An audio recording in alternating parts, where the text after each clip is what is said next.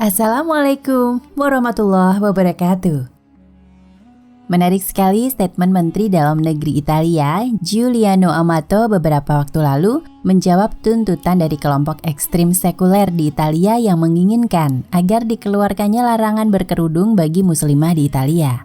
Dia mengatakan seperti berikut, ketika Bunda Maria senantiasa memakai kerudung, lalu bagaimana bisa kalian berharap dari saya untuk menentang kerudung kaum muslimah? Dan Amato menambahkan, Bunda Maria adalah ibu dari Yesus dan senantiasa memakai kerudung. Bila demikian kenyataannya, bagaimana mungkin saya menyetujui pelarangan kerudung di negara ini?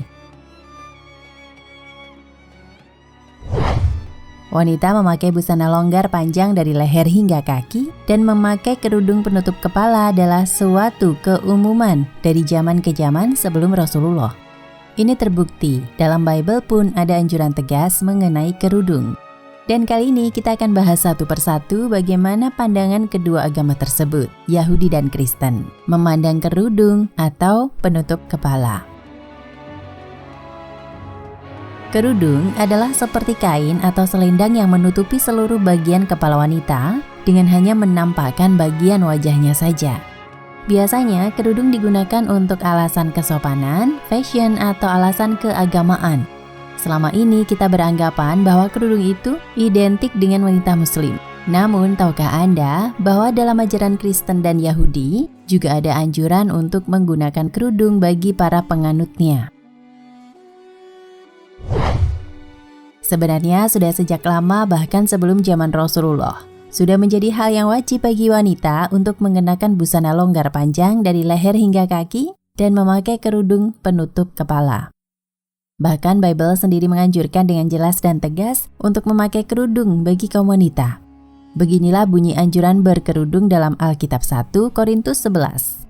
11:5, tetapi tiap-tiap perempuan yang berdoa atau bernubuat dengan kepala yang tidak bertudung menghina kepalanya, sebab ia sama dengan perempuan yang dicukur rambutnya.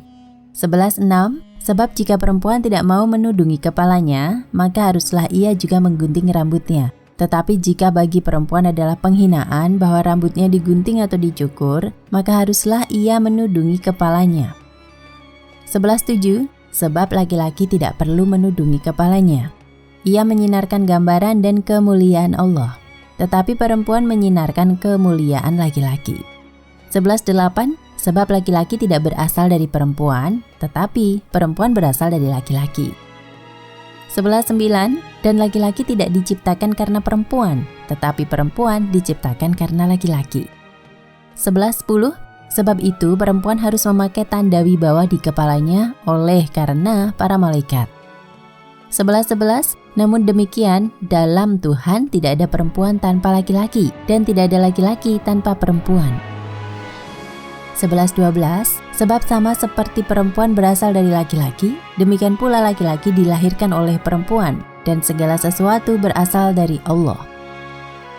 11:13, pertimbangkanlah sendiri, patutkah perempuan berdoa kepada Allah dengan kepala yang tidak bertudung?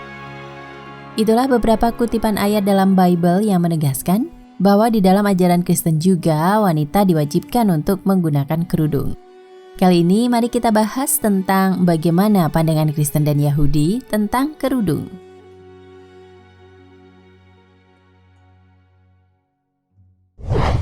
Kerudung dalam tradisi Kristen.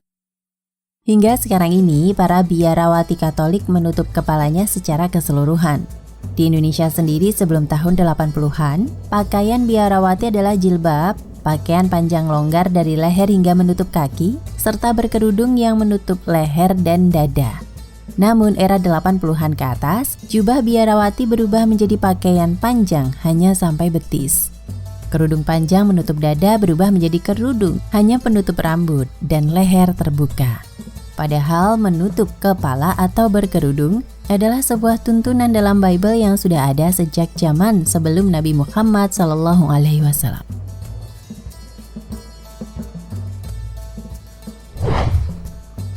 Kerudung dalam tradisi Yahudi.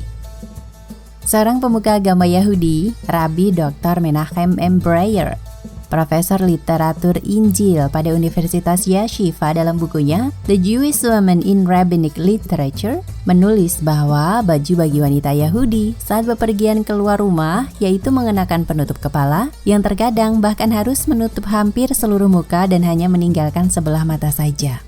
Dalam bukunya tersebut, ia mengutip pernyataan beberapa rabi, pendeta Yahudi kuno yang terkenal.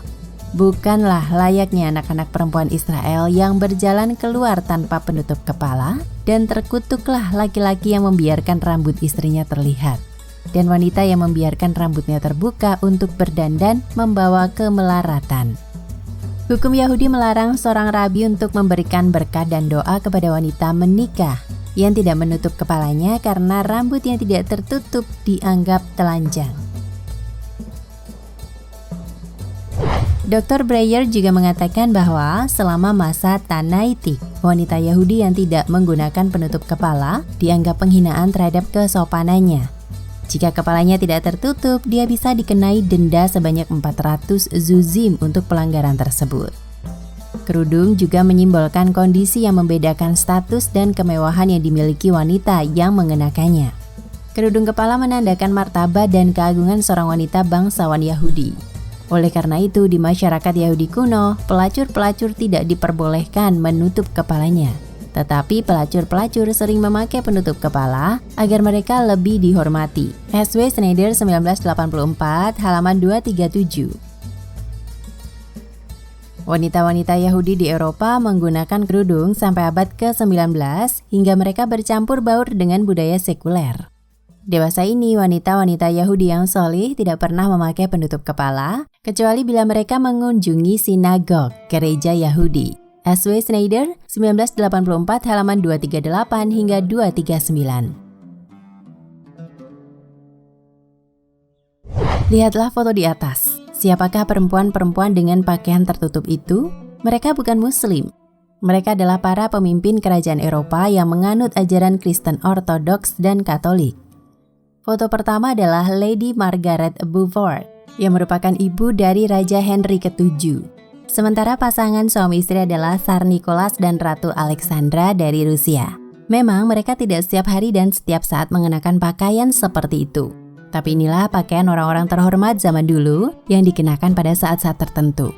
Kemungkinan besar jika kita telusuri sejarah dan ajaran awal, maka bisa jadi ketiga ajaran Samawi memiliki kesamaan dalam hal memerintahkan perempuan untuk menutup tubuh dan kepalanya. Sayangnya perubahan-perubahan yang terjadi menyebabkan tutup kepala sekedar simbol. Topi-topi hias nan indah yang sering dipakai perempuan Eropa ke gereja merupakan evolusi dari penutup kepala yang sebelumnya wajib digunakan perempuan saat ke gereja. Perhatikan juga pakaian-pakaian tradisional Eropa, Swedia misalnya. Semua meninggalkan jejak ajaran untuk menutupi tubuh dan kepala. Di beberapa wilayah di dunia memang masih didapati kelompok Kristen yang melestarikan pakaian tertutup, seperti masyarakat Amish di Amerika yang awalnya merupakan pengungsi atau migran dari Eropa. Menurut mereka, inilah pakaian dari zaman Yesus. Laki-lakinya berjanggut, perempuan berpakaian panjang dan mengenakan penutup kepala. Perempuan Yahudi Ortodoks pun mengenakan hijab bahkan cadar. Laki-lakinya pun berjenggot. Pendek kata, pakaian mereka tak berbeda dengan ikhwan dan akhwat. Begitu juga penganut Kristen Ortodoks di Syria misalnya. Apakah mereka meniru Muslim? Tidak. Karena itulah yang telah Nabi mereka ajarkan kepada para pemeluknya. Wallahu a'lam bishawab. Nah, pemirsa Ensiklopedia Al-Fatih, sampai di sini perjumpaan kita kali ini. Semoga menginspirasi.